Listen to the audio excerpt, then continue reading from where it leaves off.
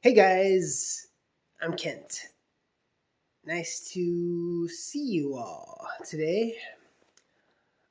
Today, I'm just gonna talk to the camera. I have been doing a lot of VR lately, and I have been making a lot of videos, and I've been watching a lot of VR podcasts and talk shows and stuff, and really been enjoying the stories and the talking. So I kind of wanted to just talk to you and tell you my VR story. So I've been playing VR for since like 2013. Been making YouTube VR videos since around 2013. My first VR headset was a Vuzix Wrap 920. It was like small glasses with like a 25-degree field of view and only 3 degrees of freedom tracking, and I mean it's basically like postage, like you're looking at a TV, but the TV goes with you. It's square and small, like a postage stamp screens, like these micro display screens. It cost me like $300 on eBay. It was used even. Vuzix is still making. They're still making like smart glasses. They're still making stuff. They haven't really like done much more. Like they're all about their small glasses. They're comfortable, small micro displays. They're working on making some augmented reality smart glasses and stuff like that. So that was my first headset, the Vuzix Wrap 920, and it didn't really. Well, I made like one video using that or whatever. Shortly after that, I got the DK1. Because I had that Vuzix Wrap, I was like trying to get like all these, trying to get all these games to work with it. Just basically you just play regular flat games, flat PC games with it, and you use a mouse and keyboard with it, or But it was 3D and it was pretty cool, but it was really laggy. Like the latency was bad on it when you looked around, and of course the field of view was small, but it wasn't 3D. It was more like looking at a 3D screen TV from like 10 feet away, like a 60-inch 3D screen from like 10 feet away that goes with you everywhere you look up or down, it would go with you. And you could kind of control the mouse. You could definitely control the mouses where you looked. That's how they got regular flat screen games to work in 3D. So I was playing like Doom 3, Quake 4, so forth. All right, moving on. From that, I got the DK1, the Oculus Rift DK1, which again only had 3 degrees of freedom, no positional tracking, just 3 degrees of freedom, which is yaw, pitch, and roll. Roll, pitch, yaw. um, and I got the Razer Hydra, and I was playing like the Half-Life 2 VR mod and like Hydra cover shooter. Those were the best because you could put one of those Razer Hydra controllers on your chest, and then you would hold one in your hand, and then you would get the sixth off. It would get the positional tracking from the Razer Hydra on your chest, and then you would have one hand that would move around in sixth off because the Razer Hydras had sixth off. Moving on, got the DK2, the Oculus Rift Development Kit 2. Now this had sixth off. I was like, yeah, that was awesome. And I guess I covered all of this in my channel in these past 7 years. So if you care, you can go watch all that stuff, but don't, because they're no good. All right, so I got the DK2, and then from the DK2, I decided to get the HTC Vive because it had motion controllers, and it released the same time as the Oculus Rift CV1 commercial version 1. And because I didn't get the DK1 on the Kickstarter, I got it on eBay like months later. I didn't get that free CV1. I didn't because everybody that supported the Kickstarter, the original Kickstarter for the Oculus Rift DK1, they got a free Oculus Rift 1. But the Oculus Rift 1 didn't come with motion controllers. They had to wait a year for that. So I was like, I want motion controllers. So I went and I want room scale. And I don't want to have to plug my sensors into the wall. I want to walk around my whole room. I don't want to have to plug my, the cameras and into the PC with long USB cords. Anyways, went for the HTC Vive. And then I eventually got the wireless TP Cast adapter for the HTC Vive. And then I eventually moved from my 10 by 10 room, which was pretty much just empty. I had a 10 by 10 foot play space and just one in our spare room. That was the VR room. And shortly around the same time I got wireless, I moved into the garage, the 2-car garage downstairs. That was now the VR space. Now I had to back the 2 cars out. Had to throw away a bunch of stuff in the garage, give away a lot of stuff, cleaned it out. And now, then I started playing VR in the garage with my TPcast wireless adapter on my original Vive. And then I upgraded to the Vive Pro with Lighthouse 2.0s, and I had to get the new wireless adapter, the Vive wireless adapter, because the TPcast didn't work with the Vive Pro. Means to get the Vive Pro wireless adapter by HTC, and the new lighthouses, the tracking was better now in my big old garage because the Lighthouse 2.0 base stations work way better with, well, they allow for a bigger play space, and you can't just, yeah. So they allow for a bigger play space. So now I'm running around in my garage with my wireless Vive Pro now for a couple years with my Lighthouse 2.0s, and it's great. It's been great.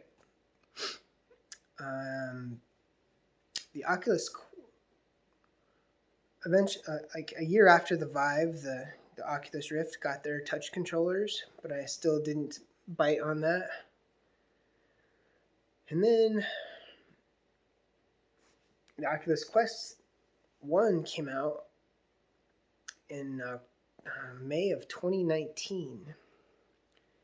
And again, I didn't bite on that. I didn't buy that because I kept researching how big the Guardian was, how big the play space you could have, how big of Guardian you could set up with Oculus Quest 1. And everyone kept telling me 25 by 25 feet.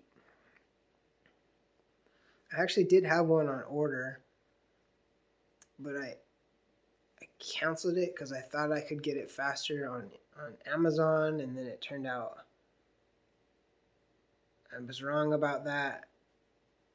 And then I just never got around to ordering it, and I was kind of thinking they might be coming out with the Quest 2 eventually, and then they did, and then I bought the Quest 2 on release on October 13th of 2020. The Quest 2 came out. So I got the Quest 2, $300. Yeah, Quest 2, $300.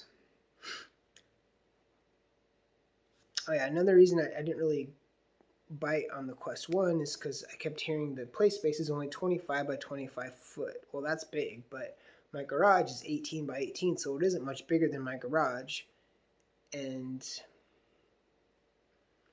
I'd have to go in my backyard and play the Quest in the twilight hours, or before it gets too dark and while it's not too bright. Like, it doesn't work that well in the bright sun, and it doesn't work well in the dark. It doesn't work at all in the dark. Well, yeah. It doesn't work positional tracking in the dark. So you can play it outside as long as it's not too sunny and as long as it's not too dark. So there's like a little bit of time you can go outside and play. Anyways, I didn't get the Quest 1 because I don't know. I was thinking on the Quest 2 and then I got the Quest 2. So I got the Quest 2 and I'm playing it in the backyard, which is fun. And the Quest 2, I could set up a 33, almost a 33 by 33, like 32.8 inches, or 32 feet and 8 inches or something like that, by 32 feet and 8 inches. I actually got the tape measure and measured it, and the Quest 2 can have that big a play space right now. Apparently it can have a bigger play space, but if you want a Guardian, if you want the Guardian to play with the Guardian on, so you don't have to have somebody chasing you saying, hey, you're about ready to run into a tree, or you're about ready to run into the street, then you need that Guardian. And I don't think my wife is, I don't think anybody is willing to chase me around while I play VR in the park or something. I don't want to make them do that. And then you got to keep a headphone off so you can hear them. And I want to play with the Guardian on and be able to play by myself without needing a spotter. Anyways, so the Quest 2's got a 33, almost, let's just say 33 by 33 foot play space. And I was playing in the backyard. And it works best while the sun's like almost down. Yeah, you gotta be careful. You don't point your lenses at your point. Don't let the lenses see the sun, because it could burn your screen like that. They're like magnifying glasses. Anyways,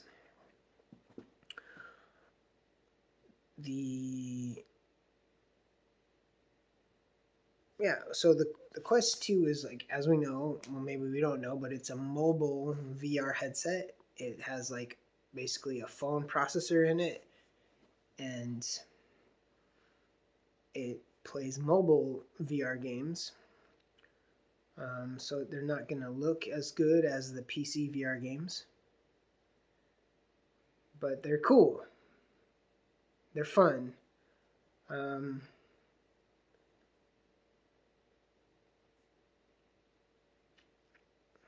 They don't have as many, because it hasn't been out as long as PC VR. They don't have as many games,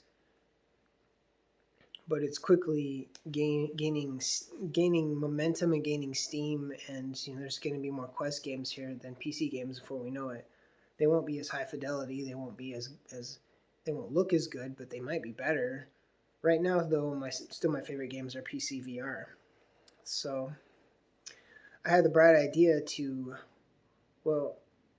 with the Quest 2, you can connect to your PC wirelessly with a good 5 gigahertz router and a program called Virtual Desktop for $20 on the Quest store. You can buy this, and it allows you to stream PC VR games onto your Oculus Quest.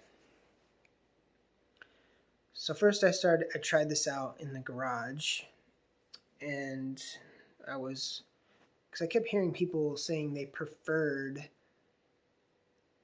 the Quest 2 using Virtual Desktop and a fast router to stream PC VR games wirelessly. They preferred that over like the HTC Vive Pro, which has been my baby, for a couple years here now. And so I had to try this out. I had to compare this. And I think no. It's not as good. It's way cheaper, but it's not as good. The Quest 2 does have higher resolution, but the positional tracking isn't near as good over Virtual Desktop as, say, the Vive Pro wireless positional tracking is. there's a latency, there's a lag. I mean, if you're just gonna stand in the middle of your room and play, and you don't run all around your garage like I do, then you should probably be good. You're probably fine. But if you want to run around your garage a bunch, then you're going to feel a little bit of latency. You're going to have a little bit of jitter every once in a while, some jitter and some judder, and it's not as it might be lower resolution, higher screen door effect on the Vive Pro compared to the newer Oculus Quest. But the way I like to play, if you follow my channel, I like to run around and use like every bit of my play space that I can, because I feel the more real steps you take in VR, the more realistic the experience is. Makes sense, right?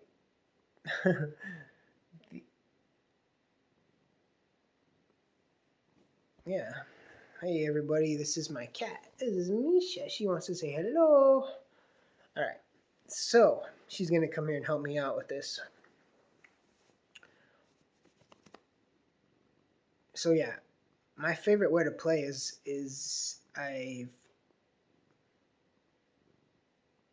I'll run to the edge of my play space, and when I can't go anymore, then I will use space turn on the Steam VR platform using OpenVR Advanced Settings plugin, and when I hold a button, it's almost like using smooth turn, but it's better.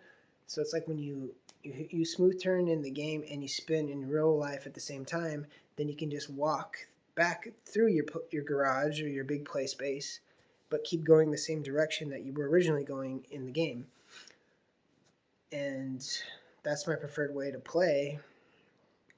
It's tedious to do in big games, but yeah, it's awesome. It's called Space Turn on the PC. The Oculus Quest, to do it with Oculus Quests, playing just like native Oculus Quest games, you just gotta like use the joystick and smooth turn. Smooth turn, which is holding the joystick left or right, and then it spins the map around you. It's not as seamless as just holding a button down and turning at the same time and letting go of the button when you have spun at 180 or 90 degrees, however you want to do it. Anyways,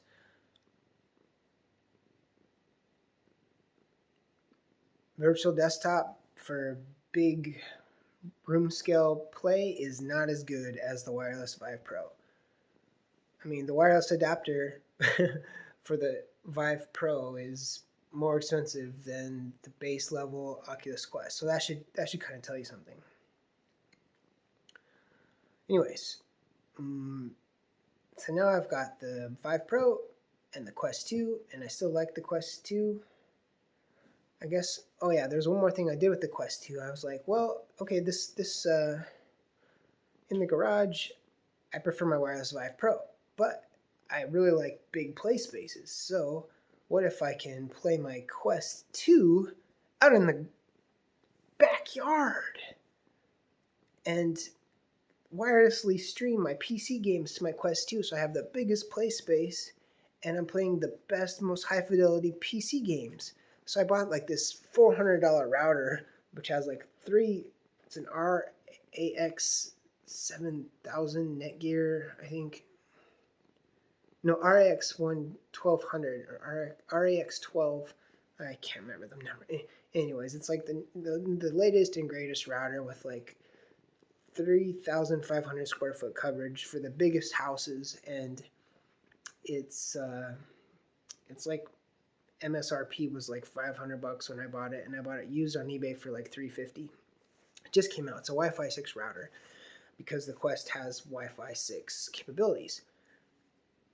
And first I tried just leaving it in my garage and being in the backyard and playing, and it wasn't working very good.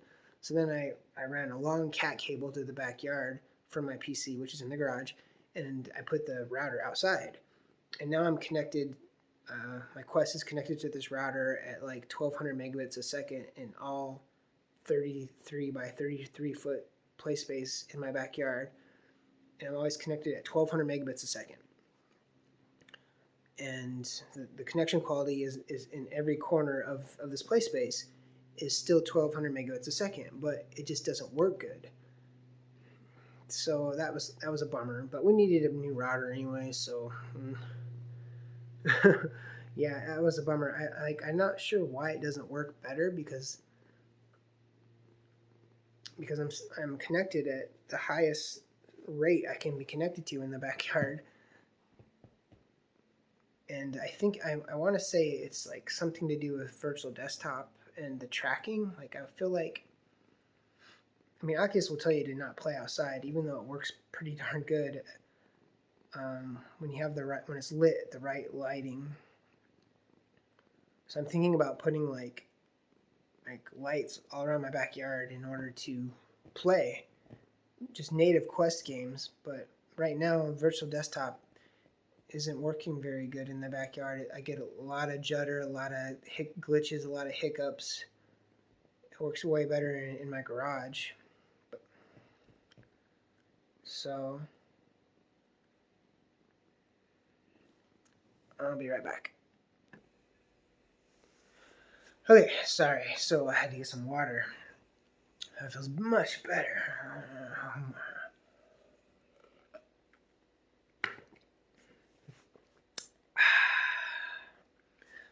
All right. So yeah, every time virtual desktop updates, I like drag the router back to the backyard, stretch that cat cable way back there, and try it again, and think this update's gonna fix it. But no, it still works like crap. But we'll see. Maybe he'll figure it out. I feel like it's like a tracking issue, because it's harder to track outside, because it doesn't seem like it's a connection issue. But then again, the Quest 2 games track fine outside in this lighting. I don't know. It's weird. Might be too much interference from the neighbors. I've tried changing to all the different channels, all the different 5 gigahertz channels without much luck. So, if you're gonna try it, well, now you know what happened to me, anyways. But yeah, I want to put like bistro lights all around my backyard, so I can play all hours of the night. Maybe if that'll work. Hopefully that'll work. But before that, I should go try the tennis courts at night and see how that works.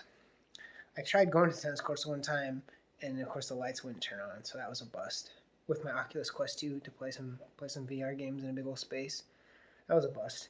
Anyways, so I'm enjoying my Quest 2, but like also my backyard, my grass gets all wet. Like, I'm in Southern California, so it does get pretty cold playing at night. I was also trying to I bought a couple of these infrared emitters and stretched long extension cords out and put them up on top of my fence, like in 2 different corners of the yard, and had them pointing in. I was hoping to run around my backyard at night, so my neighbors wouldn't be looking at me from their houses like, what is that guy doing in his backyard at night?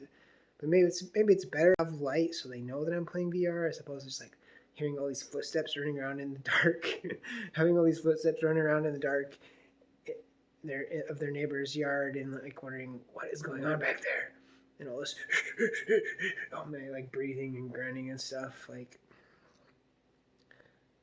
was thinking I didn't want them to see me, and I wanted to have infrared emitters, because Oculus, the Quest, can see infrared light, and it doesn't need real light, but it works better with real light.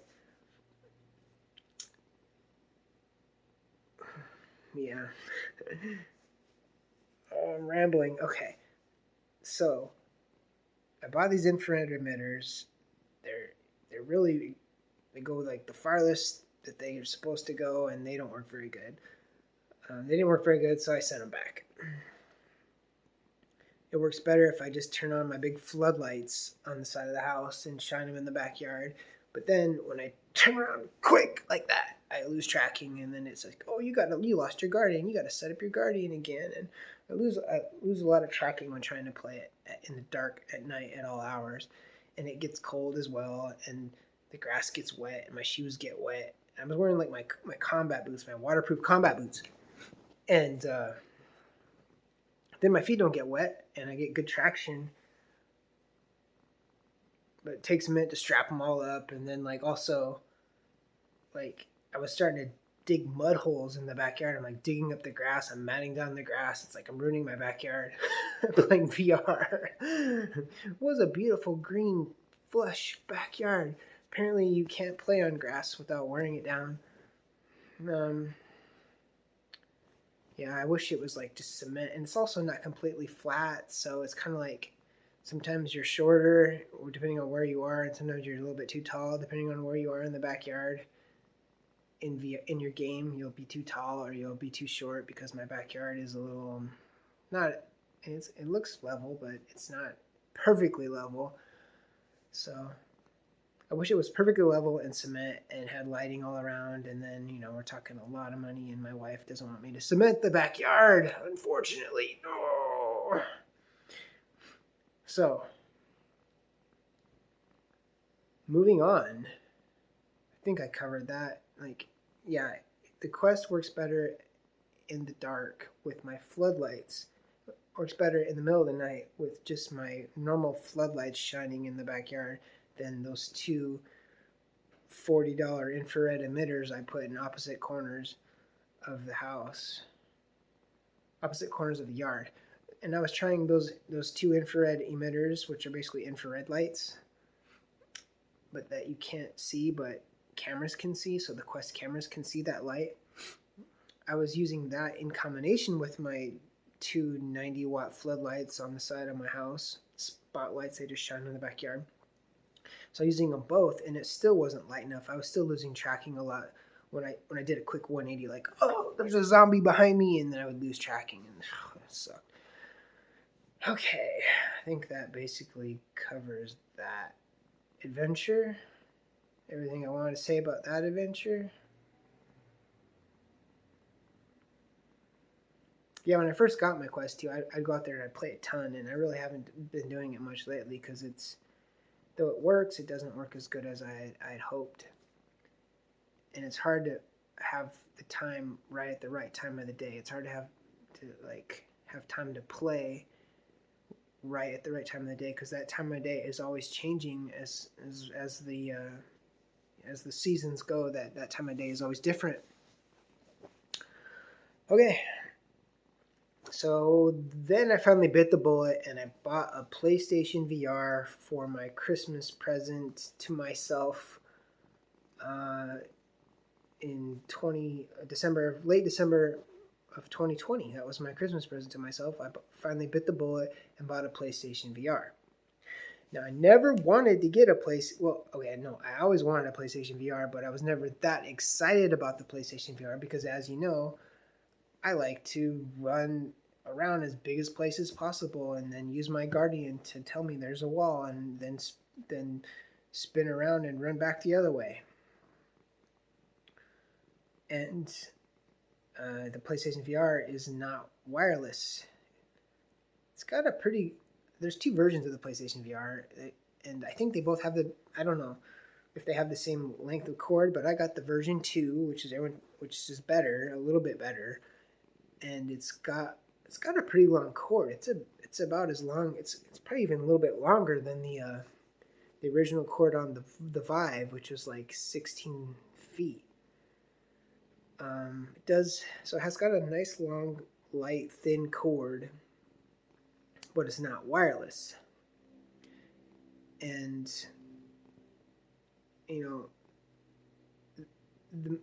the main hitch about why I was never too excited about getting the PlayStation VR is that it only has one camera for positional tracking. So if you turn your back and you have your motion controllers, your hand controllers in your hands, you turn your back on the camera, it can no longer see your hands, and then you're no longer tracked positionally. So that was my biggest complaint, worry, reason I wasn't too excited about the PlayStation VR.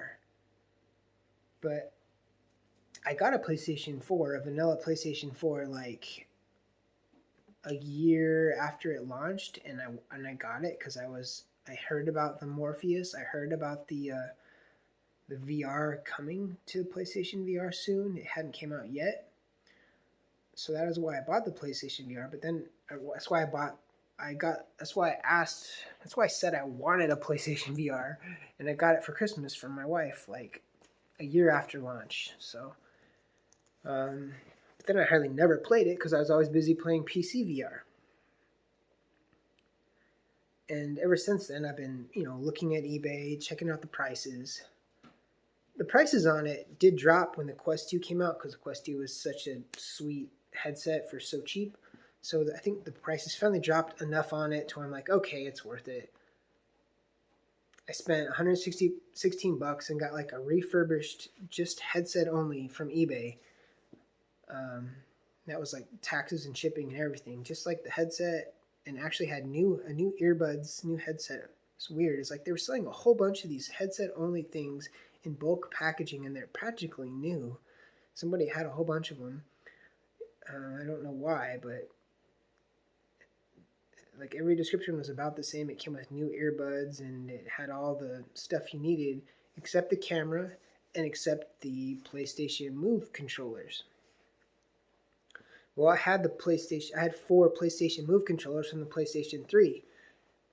So I already had those, and I did buy the camera a few years earlier for like $40. So all I needed was the headset. Got the headset for like $115, $116 on eBay, and yeah, I finally got it. Price dropped on it. Sorry, I'm repeating myself. I'm trying to make sure I say everything I wanted to say. Well, oh yeah. Do I want to talk about this? The reason that I finally bit the bullet and bought a PlayStation VR, I think, is because like when I play VR, it's like a sport. Like I'm like rolling on the ground, I'm running, I'm jumping, I'm like injuring myself, And every once in a while, I'm getting old, like every once in a while, I'll twist an ankle, or kind of sprain an ankle or a knee, getting up really fast or getting down really fast, or doing a 180 quick in my garage or in the backyard or whatever. So I was a little beat up, and I'm like, my neck hurts, my knee hurts or something. I don't know. There's always something. I'm fragile. So I wanted to play a flat game and just relax. But when you play VR a bunch, you don't really want to play a flat game unless it's at least 3D.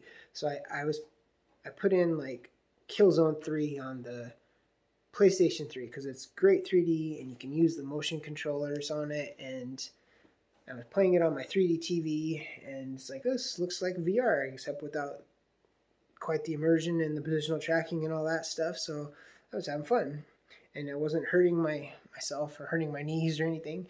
And that was kind of the point where I decided, like, PlayStation VR is more for the couch. It's more for just kind of playing VR, and you basically have to sit down, or they want you to sit down, because if you don't sit down, you'll turn around and you'll turn your back, and the motion controllers will be occluded from your body, and so it's almost encouraged to sit down in a lot of the games that use the motion controllers. So I decided to bite the bullet and get one, because then I figured I could like play some VR while my knees or my ankles healing up, and I could just sit down and play some VR, and I'll have an excuse to not get up. And they do have good quality titles, exclusive titles that I couldn't play on the PC. And I've been wanting to play them for years, especially Resident Evil 7. I've always liked Resident Evil 5 and 6. Those are like some of my favorite flat games. So I got the PlayStation VR, and I was really enjoying it. And I haven't really played it much for the past couple months, but when you get that new toy, you play the heck out of it. Try to, make it worth the purchase. um, like the only game and it's what's great about it is there's tons of demos, tons of free content, and I spent like a week or so just playing PlayStation VR and playing all the free content that you can get up from the store. There's a lot of stuff. I like filled up almost my whole 500 gigabyte hard drive, just on free stuff, and Resident Evil 7. I bought Resident Evil 7, even though it did have a demo, a VR, like a little VR tech experience in Resident Evil 7. I went ahead and bought it because it was half price. It was like $10. And then I beat it. And then I bought the DLC for like another $10. So that was like $20. It's another good reason for waiting so long is everything's cheap, right?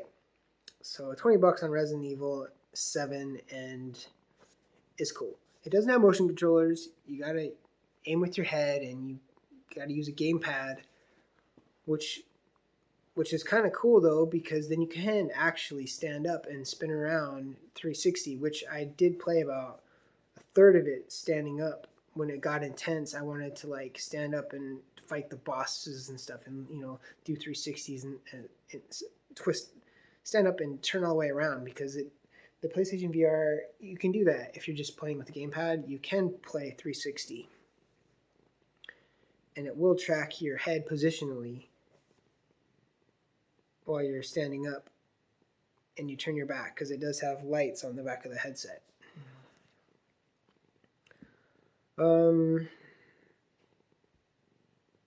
What else can I say about it? I was surprised that there was no like Guardian or Chaperone system built in to the system. Like it just kind of like shows you a picture of you when you first start up the VR game. It shows a picture of you inside the headset. It shows you inside the headset through the camera's eyes. And it's like, make sure there's nothing around you that you're going to destroy while you're playing VR. And then you go into the game and you no longer see the picture of yourself or anything while you're in the game. And I was a little surprised there wasn't like a Guardian / Chaperone system. Oculus has the Guardian system. Steam has the Chaperone system that you set up, and that when you get close to a wall or your TV, the bars, the grid will light up and say, you're going to run into this, watch out. No standard thing like that. Some of the games have like a small Guardian thing where like if you step too far away from the camera, it'll say you're out of your play space. I mean, if you get out of the camera's field of view, then it won't positionally track, and that's kind of jarring. You'll know then you're out of your play space, but there's no like, I thought there'd be like a cone, you could draw a cone or something like that would tell you that's your play space. That's how far you can walk. Some games like tell you you're out of your play space even before you're out of the cone of vision of the camera, and I thought that was dumb. They were even limiting your movement even more than they needed to. Resident Evil 7 has like a few white bars in the front that they're always like a couple feet in front of you. When you click the right joystick and it might be the left joystick, you click the joystick down and it like recenters this white grid. It's like 4 white bars kind of in front of you. I think they were in front of you.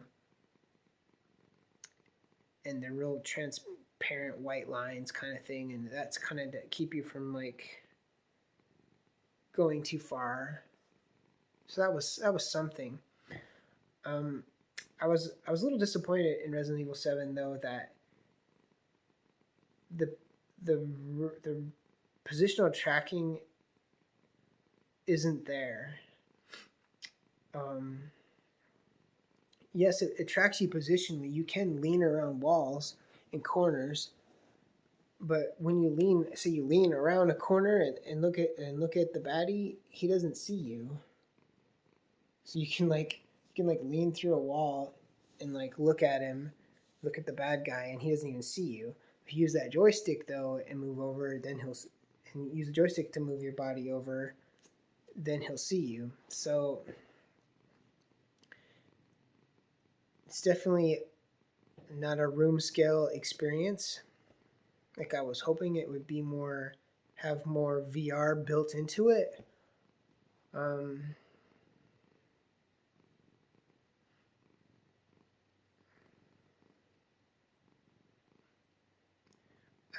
I think like if you can shoot him around the corner, once you shoot him, then he knows you're there. He's gonna come at you, but like the gun goes with you, with your face, and you can do shooting and stuff. But I digress.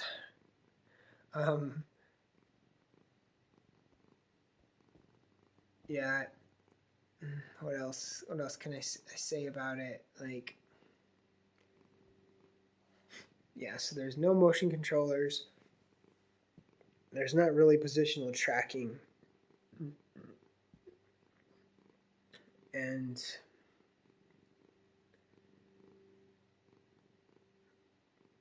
you can cheat with the positional tracking. That I feel like it kind of gets too much credit for being like one of the best VR games. It's one of the best VR games on PlayStation for sure. That being said, like when I played the demo that came out, I think the demo you can just play it in flat, or can you play it in VR as well? Yeah, you can play the demo. Well, years ago when the demo came out, I got it right away, played it in flat before I had the PlayStation VR, and I played the demo flat, and I was like, this is lame.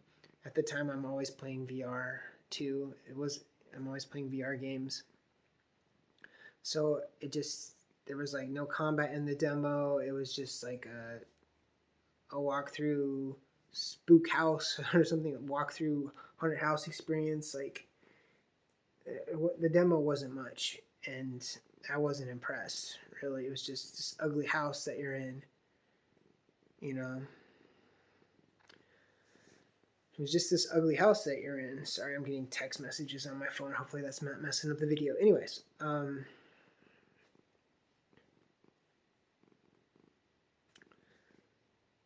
what was it? Oh, I got distracted. What was I talking about? The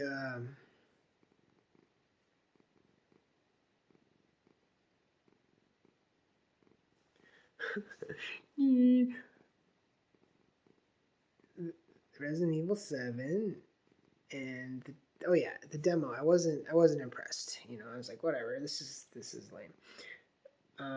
Then I think I played it in VR, the demo, when I got it, and I was like, okay, this is a lot cooler. But then I played the game in VR. Well, I think there was another VR demo, like a Resident Evil experience, a free Resident Evil. I think there's like 2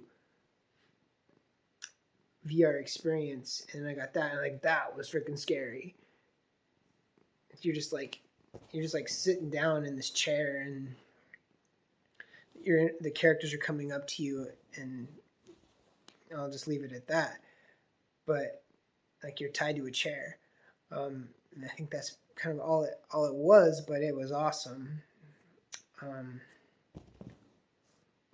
It was cool too. So after that, I decided, okay, I'm gonna buy Resident Evil 7. I was pretty sure I was gonna buy it anyways. That's kind of why I bought the PlayStation VR headset.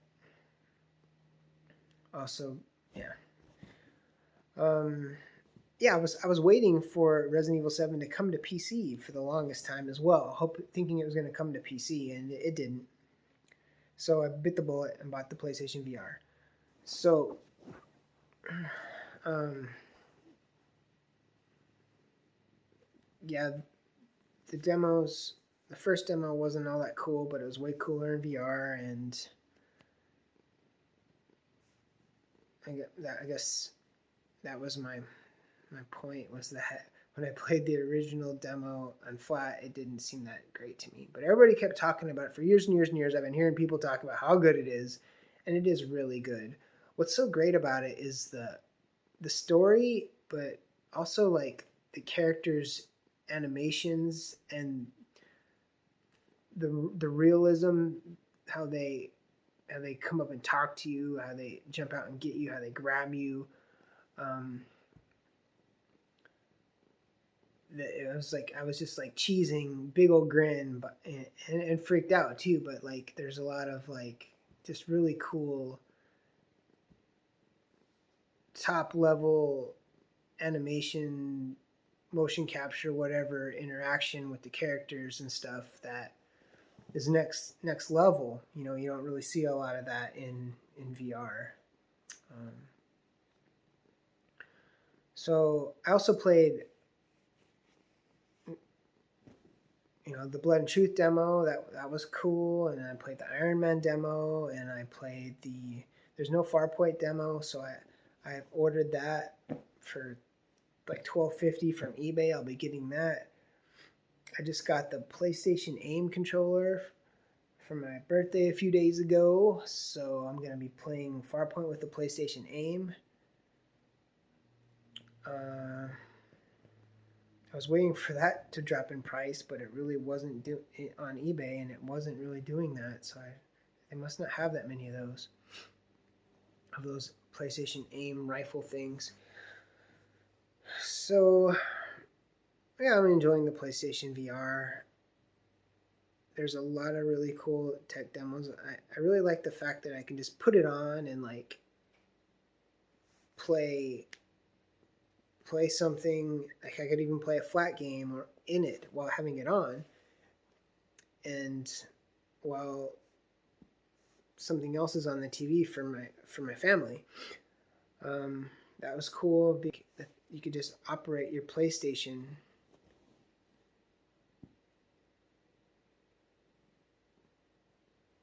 You could just play with your PlayStation inside the VR headset on this big floating screen, which is like almost looks like a big theater screen, like you're in a big theater. Of course, the resolution, it doesn't look as good on the screen as it does.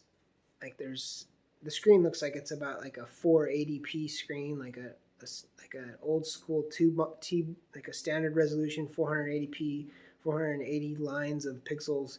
That's what it kind of looks like.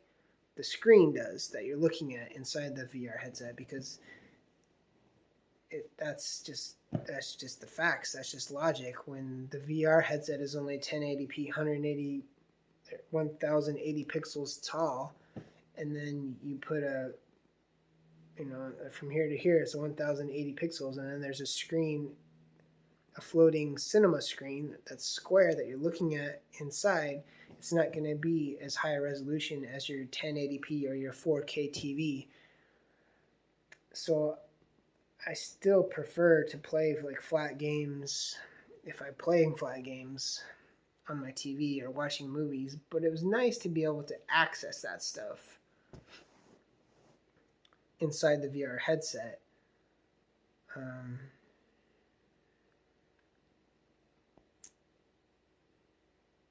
And the whole user interface, just being able to control everything with just the controller, going from game to game with just the controllers, that was very cool. There's even several like Astrobot themed mini games that you get for free, that you can, like, one person's in the VR headset, and then your family might have the controllers, like just game pads, and then they're looking at the screen, and you're playing these family games where, like, you have the VR headset and you might be like Godzilla, and they're running around as little characters on the screen with their game pads, and you're trying to like get them, and they're trying to get you, and they're running from your hands and stuff. And that stuff is cool, and there's kind of lots of little tech demo stuff, but cool little mini games that you can play with your family with it in the living room. It was nice just to sit down, relax, rest my knees and my back, my ankles, and just sit down and play virtual reality sitting down and play these exclusives that I haven't been able to touch for years. Yeah, I'm glad I bought it. I think it's definitely worth the money I paid for it. I don't have a PlayStation Pro. It's definitely like going from the 1600 vertical resolution of the Vive Pro to the 1910, I think it is, of the Quest 2, and then going back to the 1080 of this VR headset, the 1080p of the PlayStation VR. It was kind of a shocker. Like, ooh, this is pretty low resolution. It's pretty shimmery and stuff, But after a while, I got used to it, and it's like whatever. I'm playing the game. I just forget about the shimmery and the pixely and the screen door effect after a while. When you're playing a VR game, you're using all the pixels. So it's not as bad as like a tube TV resolution. It's not as bad as like a 480p resolution when you're playing a game because you're using all of the pixels. So it's like you're playing a 1080p game, but just really close to your face. So you're seeing the lines, and that's the screen door effect. But also, I was expecting it to be more comfortable than it is. Everybody was saying how, it's like a pillow. It's like a pillow because it rests on your forehead instead of on your face. In my case, it wasn't that comfortable. It's pretty light, but like I want the lenses like touching my face to get the highest field of view, because if you have those lenses really close to your eyes, you can see in better. And so the lenses are always kind of like resting right here on my brow in order to have the highest field of view. I could move it out and it wouldn't be like rubbing into my forehead. You can like move it way out and it's not even touching your face. It's just on your forehead. But then you get a smaller field of view, So it was comfortable enough. I got used to it, but I feel like it's one of the least comfortable headsets. But like I said, because I love that field of view, I love to have those lenses all the way up to my face as far as I can, and it lets you do that. With my Vive Pro and my Quest, I put on ultra slim VR covers, like ultra slim face foam inserts, and remove the default ones and buy small little pleather ones that you put on so I can get those lenses really close. It helps with the field of view a little bit, and you can wipe off the sweat better than the default foam inserts. Anyways, I've talked for about an hour, and I hope I've taught you some interesting things. That's my experience with the PlayStation VR. Maybe I should have waited to make this video until I played with the aim controller and played Farpoint, because there's no demo with Farpoint. But also I'm going to play a little bit of the Firewall 0 Hour single player stuff. That's another exclusive that is best with the aim controller that I haven't played yet. I feel like I played most of the other exclusives through demos. So, but I've already had it for over 2 months, about 2 months and 2 weeks. I already have had this PlayStation VR and I haven't talked about it yet, so on my channel. So I will say goodbye. Thanks for watching. Thanks for listening if you made it this far.